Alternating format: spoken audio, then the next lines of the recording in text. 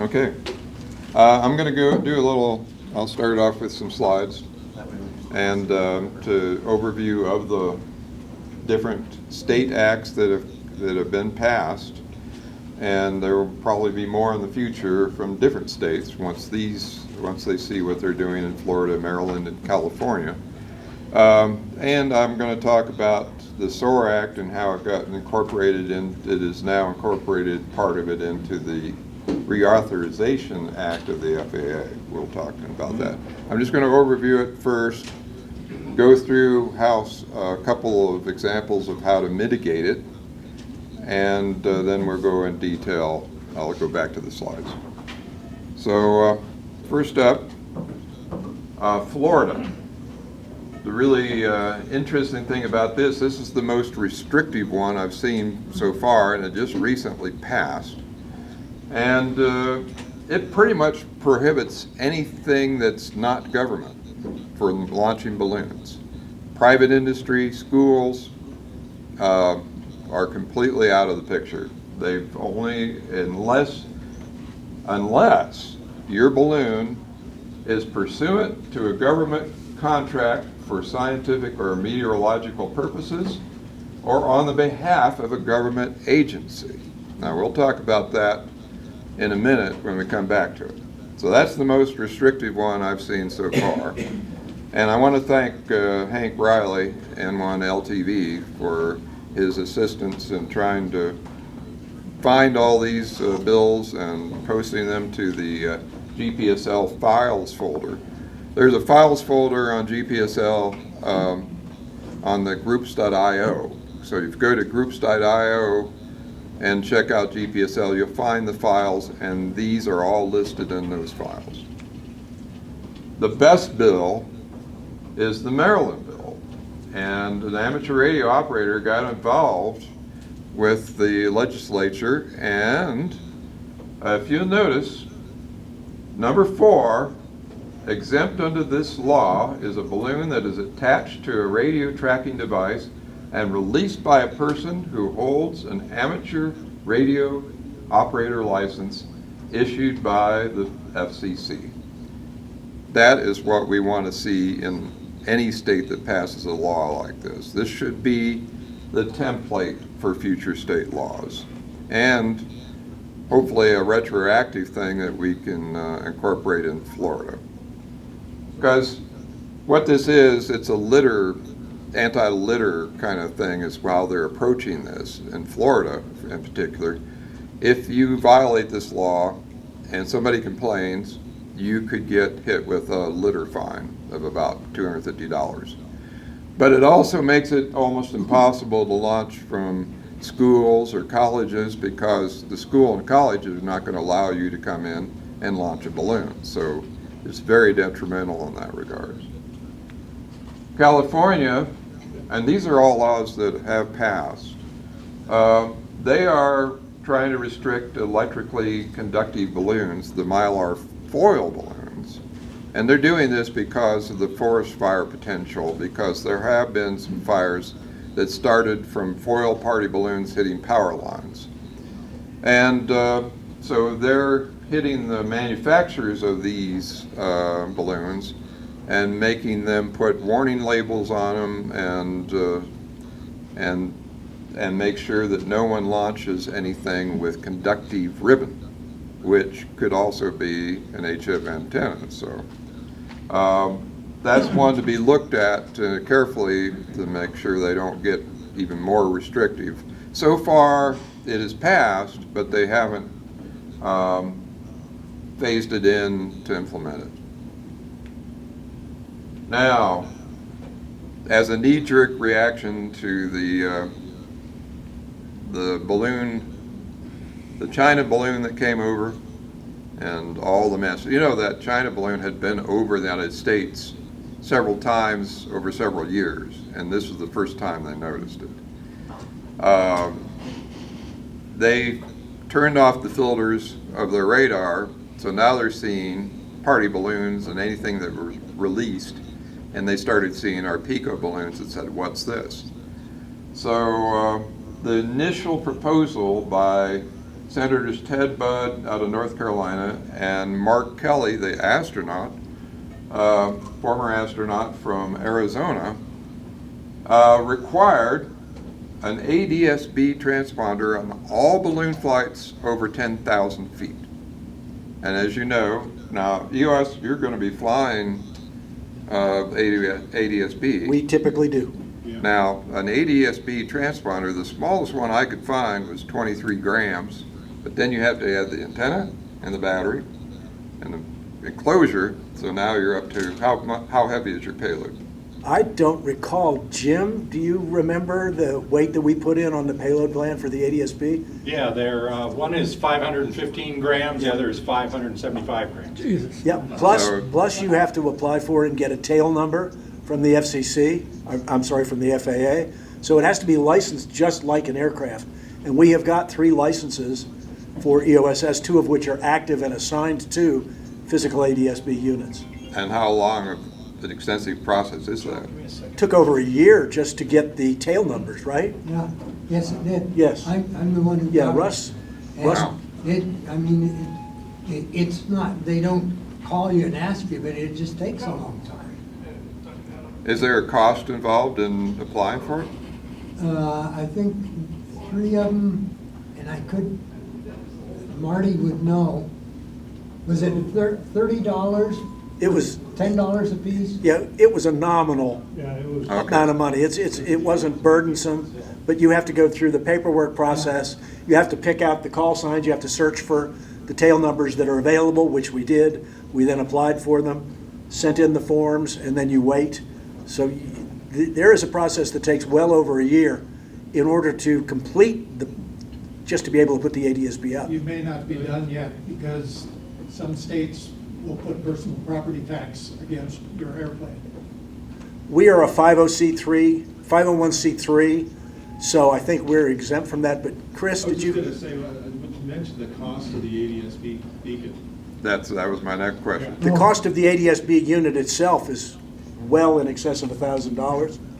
It's been coming down, but it's So a light one's what? $3,000. Rob is the treasurer. He knows. Right now, How much? $2,200 to $2,700. $2,200 to $2,700 reported from EOSS. huge cost.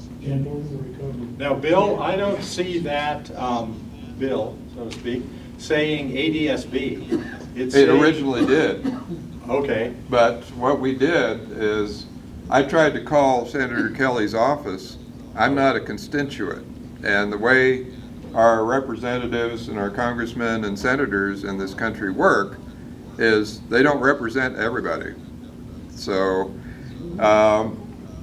I had to find somebody who was in Senator Kelly's district or Senator Budd's, and I put a post out on the Pico Balloon mail list, and Steve Rector, NU7B, who has been launching Pico balloons from Arizona, was in Mark Kelly's district.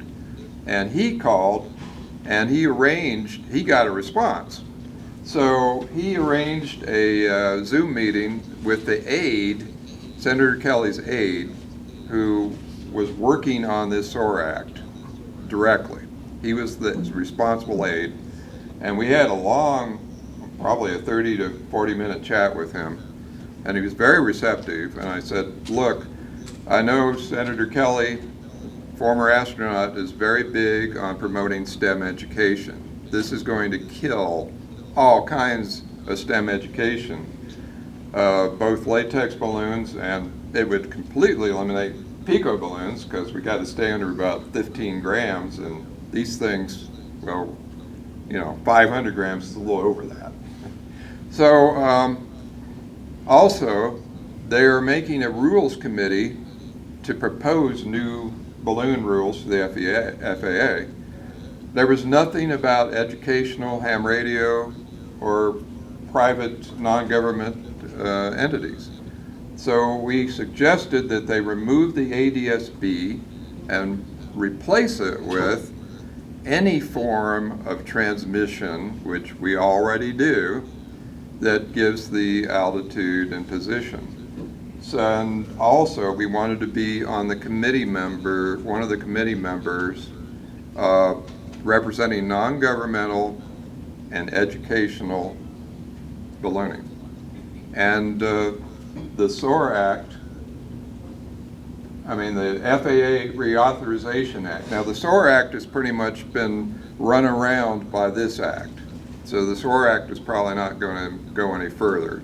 But they took those items from the SOAR Act and did incorporate it into the FAA Reauthorization Bill, which has been enacted as of May 16th. This is in effect. And what they say is, not later than 180 days after the date of this act, the FAA, it's now in the FAA's hands. The FAA administrator has to organize a committee, and he has to answer all of these questions here about how high-altitude balloon operations affect flights and military aviation, infrastructure, and on this page, they have to, within 180 days of May 16th of this year, they have to form a aviation rulemaking committee, and just referred to as the committee. And here's what it has to be A, representatives of industry, aviation safety experts, including experts with specific knowledge of high altitude balloon operations, FAA tracking and surveillance systems, non-governmental researchers and educators. That's the one that we proposed, and it got in there. Ooh, nice. So there will be a representative representing us on this committee. I don't know who it will be. It's up to the FAA administrator to choose this person. But once they do, when I find out who this is, I'm going to make sure that we have full communications with that person on that committee. Congratulations, Bill. And like I say, and they have mentioned there's no specific reference to requiring an ADS-B. Now it's any transmission. And that committee, within 18 months, so we have a year and a half, basically, before these rules are made into law. This is what they're going to have to report back to the FAA for the final determinations of how the Part 101 is affected. It's interesting that the states are passing laws, realizing that airspace is controlled by the FAA, and that was brought to a head when Deer Trail first started proposing the drone shoot-down licenses. A lot of you probably remember that 10 years ago, and it was a bit of a joke to start with, but it brought up who's in charge of this, local regulators, county regulators, state regulators, or federal. And it falls into the federal purview because the FAA is the official agency which is in charge of airspace. And so a lot of the laws that came out and a lot of the activities that have gone on over the last number of years, that's why the FAA has finally pulled into this. I don't think the FAA really wants this on their plate, but they don't have much choice because they own the airspace and the control of the airspace. And it has now been handed to them. The ball is in their court now. And so EOSS has for years worked, Russ has been very active in this, to maintain a good relationship. We never launch without notifying the FAA. And by the way, the launch tomorrow, the FAA has been notified. We're launching these balloons. We plan to launch out of Meadow Lake. We changed that to Lyman. All that has been communicated, even though we're flying exempt. We're planning to fly exempt based on cloud cover, and we obey the FAR 101 for that. But we always advise the FAA, and I think this stands us in good stead now, to be an organization as EOSS to say, we can work with you on this. We can live with good regulations, but they need to take into consideration what we're providing to the educational community. And that's mostly what we're doing for Colorado Space Grant Consortium and all the rest of you working with other educational agencies where you are. We don't want to lose any of that. So we have a real stake, as Bill says, to make sure that the FAA hears our side of it. And how we go about doing that, I think we have to do it through ARRL. I don't know if we have to, but it would seem that they are our lobbying agency, and that would make the most We sense. have to bring this as soon as possible to their attention and see if they can lobby the FAA. But I don't think they should be the sole agency doing it, because I think we need to also have a grassroots effort making this effort of You have a question, the Bill? balloonists themselves. So, We have a mic for Steve up here.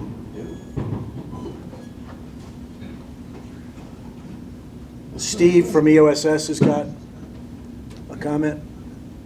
so a couple things. We've been talking a lot about this jurisdiction of the airspace under the purview of the FAA. Nobody should leave this discussion today thinking that there isn't also applicable state law for what you do on the ground. So this is an and solution, not an or usurp. So we could have great rules about what happens above the blades of grass up to 80,000 feet. And we could have state law that says, and you may not attach a hydrogen or helium cylinder to an envelope designed to hold that gas and lift something into the air while you're standing on the ground in the state. And so, don't fall asleep. For all people involved, don't fall asleep on that topic. States are going to pass laws that they want to pass. States, cities, towns, it's, you know, and they have a lot of precedent now about exactly how to write that fence based on the work they've done to drum law. So, they know, what gets usurped, what the court strike down, what they can pull off as part of land use and other things. Yeah, I think it's, what is it, Part 107 of the FAA regulations that cover drones, and that's what got drones into having to have tail numbers assigned to them, and drone pilot licenses now. You can't fly a drone without a remote pilot license. I'm not up to date with that. I don't have that type of license. So I live that, I run a whole program for that. So that's my point here, is that I think we're gonna see kind of an application of the work that's happened in the last few years. There are, of course, it too has a China overlay on top of it, so there's a lot of inappropriate and ambiguous effects. That was item one. The second thing I wanted to ask about in some of these things here is the notion of the ARRL as you're talking. The ARRL are great generalists, but if you kind of look into their advocacy work and the clarity they bring to some of the specialty niche stuff, we very much like the product that are done to be the SMEs for that. Right? They can have the lobbying expertise. Right. They will have no context for that at all. For what we They do. won't understand what's said and what's not said and how that comes to be a problem. So, to Phil's point, they may be a great baseball bat, but the writing on the side of the bat better be something else. Right, I would agree with that. I'm going to talk a little bit about, did you? Yeah, Bill, I was going to say, go forward to the second page of the Authorization Act. Quickly reading it, and I'm not really good at quick reading, but it is saying, there's one more page, is that right? Oh, the Yeah. report, the final report. The final report shall cover any necessary updates, shoot, I lost it. But it talks about aircraft tracking and transmission systems. I could interpret aircraft tracking as ADS-B. We'd have to do some arguing that our balloons are Exactly. being tracked, so Yeah. there's a danger there, I think. There is. And that's why it's good to be on that committee, member. Yeah, and what is a high altitude balloon? 30,000, 40,000, They 50,000? state 18,000 now, anything over 18,000 feet. Which pico balloons, which is impossible with ADS-B. Yeah. Yeah. Yeah. So, Jim, I'm sorry, I read that differently. I didn't read that. I think they're talking about see and avoid. I think they're trying to tell us, there are, much like they did with drones, where if you're going to do good on sight, the rules you have to do is you have to be subservient to the aircraft. It falls under this notion of what they call see and avoid. And I think that you can interpret that easily to mean that they're expecting us to have our balloons avoid aircraft as much as our balloons transmit aircraft. So, Okay. be careful Yeah. about how you- Yeah, that's a good point.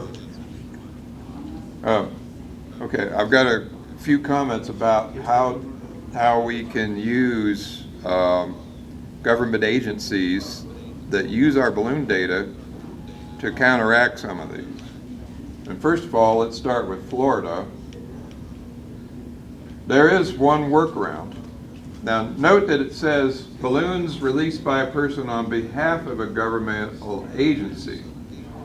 Now, Todd McKinney, KN4TPG, has been launching, he worked at NOAA High Split as an intern and has written many journal articles about using amateur radio pico balloons and latex balloons to model refine the models, wind models for NOAA High Split. And it's been published by many journals, and he did a series of launches from Antarctica, and I'll just show you briefly what he did there. But the point is, he went to Antarctica, got a grant, and launched 8 pico balloons from Antarctica from the German Neumayer station. And some of them stayed up for 10 months, and they circled around Antarctica. One of them made it almost to Antarctica. That's what it's like to launch a balloon in Antarctica, by the way. No trees. That's a warm summer day, by the way. And this is the flight path that they took. And they used this. They can't, to do this program by the government with huge super pressure balloons and all the support equipment they'd have to haul to Antarctica, it would cost millions and millions of dollars. He packed everything for 8 flights into a suitcase, including the balloons. The helium was already there at the station because they do a daily radiosonde launch. So this is a good case of that we can point to the fact that NOAA is actually using our wind data, and I'll tell you how he's implementing that so it's easy for any government agency to use our wind data in the future. This, by the way, whisper propagation was heard all over North America from a 20 milliwatt transmitter in Antarctica.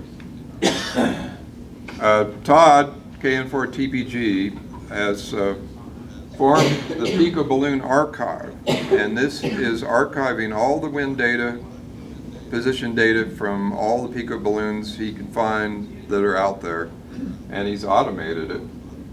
And NOAA High Split and other government agencies are using this archive and other methods, but specifically this one, he's about to have a paper published on this archive in a journal. This is what it's like to launch a balloon in Antarctica on a calm day. Larry. See, so we could launch at noon tomorrow. So that anything that hits this alignment tomorrow, that'll be easy compared to this. Yeah. Now, is Todd, can we see if Todd's with us? I wanted to see if he could add a few words about his interaction with NOAA and other government agencies. I hear him. Hold on. Yeah, let's see if we can get Todd in here now. Todd is currently in Prudhoe Bay in the Arctic Circle. He drove there from North Carolina. And he plans to launch 2 Pico balloons from the Arctic Circle, having launched balloons in both poles. So he's going to do that tomorrow. And he is now linking in via a Starlink terminal from the Arctic Circle. If we can get him. I thought I heard. Well, hopefully he can link in. Hold on, I can hear him. We're trying to get him out. Okay. Hold on. His call sign will be KN4TPG-6, and KN4 TPG-7. That's kilowatt November 4 Tango Papa Golf. So look for that tomorrow and Sunday.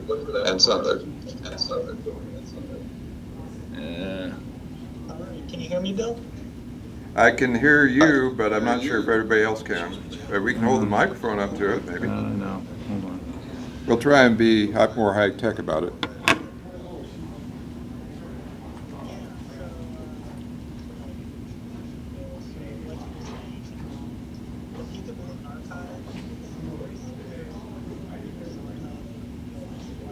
We'll get him online here. Todd was a grad student at... Wow. He's there now. Go ahead, Todd. Born away, born out. I don't know if it's coming through. Nope. Hold on. It is coming from the North Pole, after all, almost.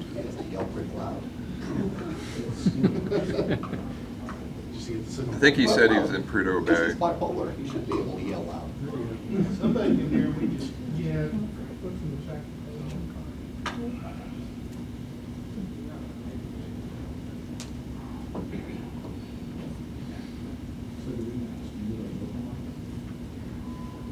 He drove all the way from Alabama to Alaska on the Alcan Highway.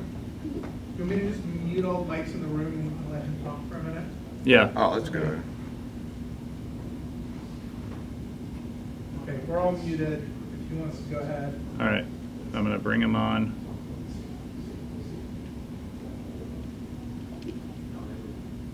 Can we get the people in our conference first? Mine's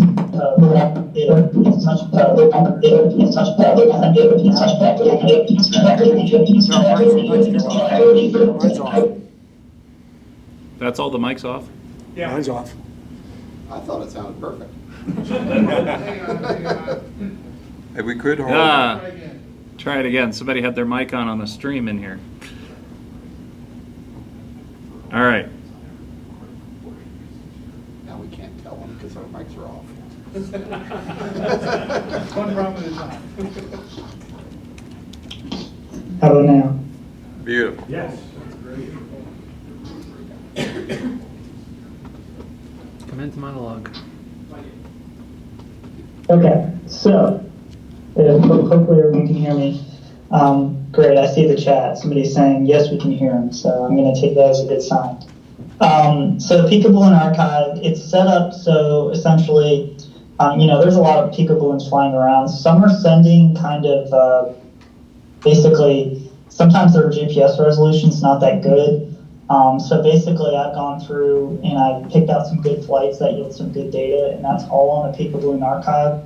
You can go on there and you can actually download all the data from these Pika balloons that are flying, and you can use the data. It's all in the same format.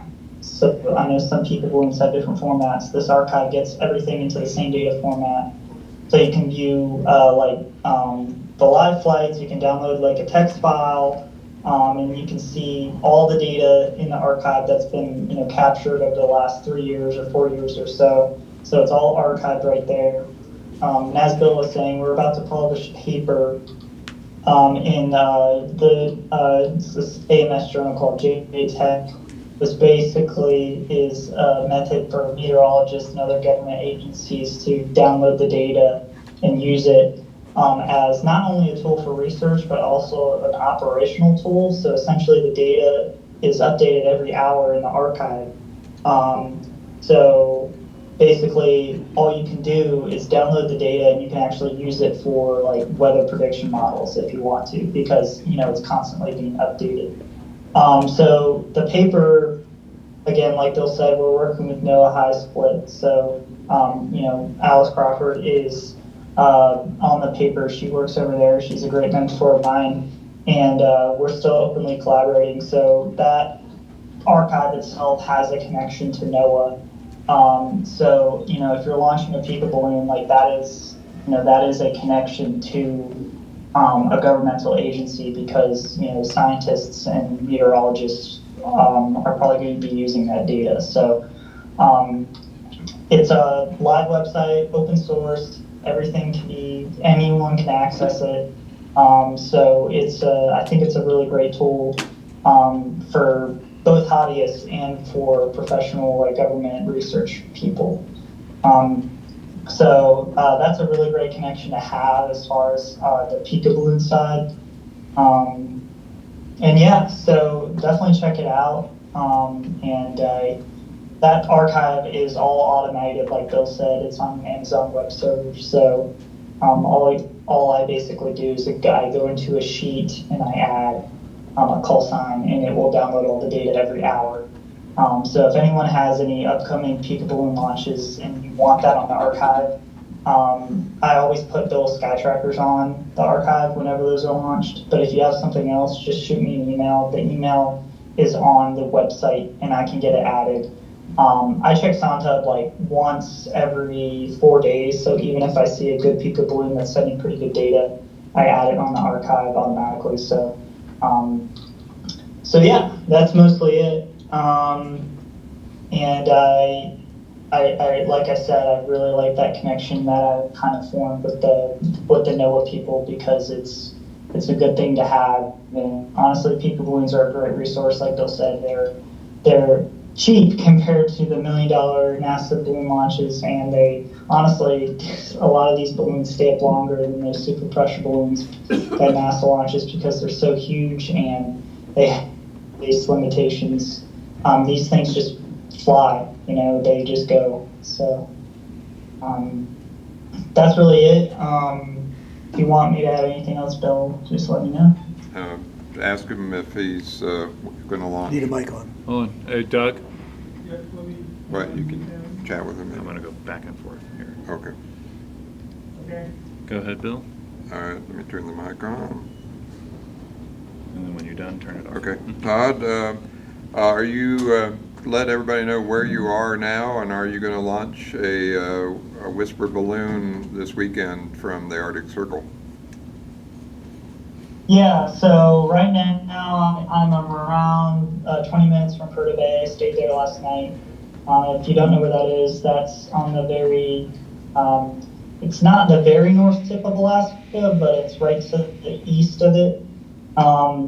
It's right on the Arctic Ocean. So I'm going to drive maybe 45 minutes south, possibly do the weather holds, do a Peekaboo launch from the Arctic on using one of Bill's Sky Trackers. I'm probably just going to do one, and it'll be on 10 meters, and we'll see how it goes. I'm hoping it'll float. The high split model shows it staying in the Arctic, so that'd be really cool to have another balloon that's just kind of hanging out in the Arctic for a little bit. So I'm in my 2006 Ford Ranger. It's my life raft, and I've been on the road for a long time, so it's been a pretty fun journey. Okay. I can talk. Okay, thanks, Todd. We sure do appreciate you joining us today at the GPSL conference, and great information, and we wish you luck on your Arctic Circle launch tomorrow.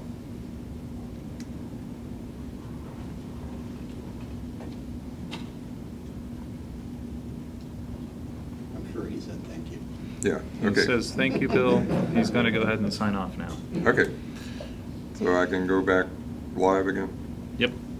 All right, as Todd mentioned, we do have a direct link to a government agency, which in that restrictive Florida law, I think we can use that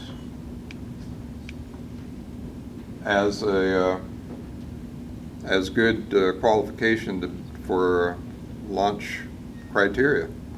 However, there is one other caveat, little out, that can be implemented in Florida. If anybody has a 6-year-old or younger person, note the little section here. If the person's 6 years or under, they are exempt from this law. So always carry a 6-year-old or younger and have them launch the balloon. Have them cut the string. I don't know, that probably came from somebody's, Birthday parties. somebody had a birthday party with their kid and they didn't want them to be. Fine Make sure you have $250. a safety teller for your child. Yeah. Yeah, don't send your child up in the. All right, so once again, I think this is the one that we really want people to promote. If we can get a direct exception for amateur radio operations, this would be the way to do it. We'll have to keep an eye on California, because this could really stem into prohibition on all balloons for them too. So, as far as getting involved, it would be great to get some people to volunteer in each state, because once again, when a state comes up, I'm not going to have any effect in Colorado, for example, because I don't live here. So I think we should try and find as many people in as many states that have laws about to be implemented to contact their congressman and tell them they need a voice in this legislation. Okay, any other comments? Go ahead, Steve. So the other comment I'd make is proactively doing that outreach to the state, even before state starts thinking about this. Yeah. Because if you can kind of inoculate the representatives ahead of time about why this isn't such a terrible problem, or how it could be addressed, rather than their case, the first impression being there's a terrible problem, the world's going to end, and of course they immediately start grabbing that flag because that's their cause.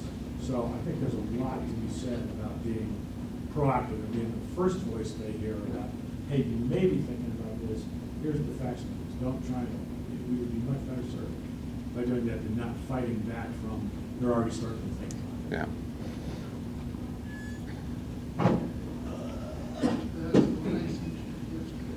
Maybe to tag on to Steve's comment is, if we could find somebody or a group that could put together a kind of a talking points to where we're all kind of speaking from the same page to all the states, that might be real helpful for the proactive discussions before they spread out into whatever the discussion ends up to be. I'm a member of the Stratospheric Board Balloon Association, and they do academic high altitude conference every year, and that would be a good talking point for the SBA to be part of the people promoting and educating Congress and state legislators. Contacts have you already made with our, we'll call it served agencies, which means educational institutions? What contact and work have you done with them so far? Oh, with the once again, the Stratospheric Balloon Association is they hold an academic high altitude conference for colleges all over the country, and so they have team members in many colleges, particularly the ones that do high altitude balloons, and so that'd be a good, that's where we're going to try and when a law comes up in one of these colleges that we're working with, we're going to make sure that they are participating in talking to the legislature.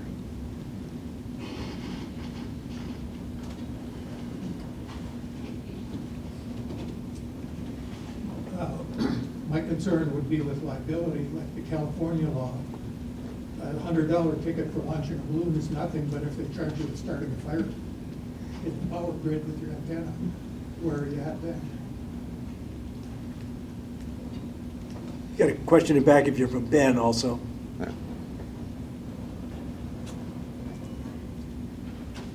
One reason to get involved with the ARRL is sections have what they call section government liaisons.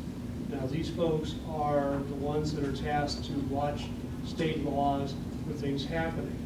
We have one here in Colorado, most sections do. So contact the ARRL, get the names of the section government liaisons and get that information to them, because they probably don't know what to look for.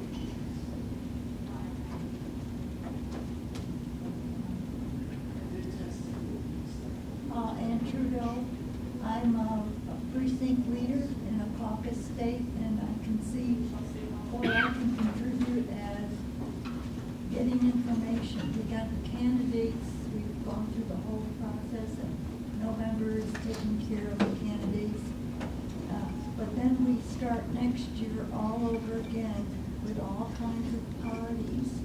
And in caucus states, I will find out the caucus dates, and I will find out their parties totally, and see when they start their process, because maybe that is some time limit you need to have under your belt to start approaching people who are starting to run. I mean, it's in January, February, March. The people are starting to run for the next election 4 years from now. So you need those kind of dates. I'm not sure I want to talk to every single party that's in Colorado, because I think they're nuts, but I will gather the information for all the processes, so that gives you a point in time you may need to consider.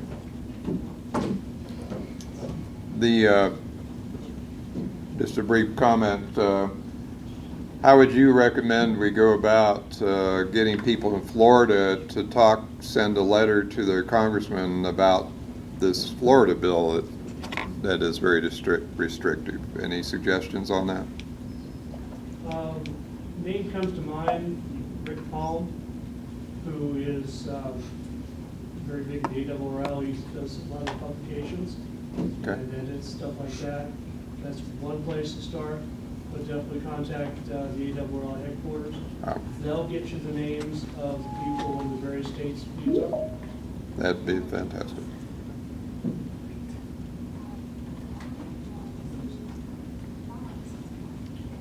Any other suggestions, comments?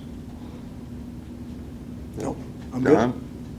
That's probably good, because Okay. it's time for us to bring the other people in and Okay. Yeah. go with that. Okay. All right, let me go to. All right, well, thanks everybody for participating in the panel, and as you see, we've got our work cut out for us to protect our efforts.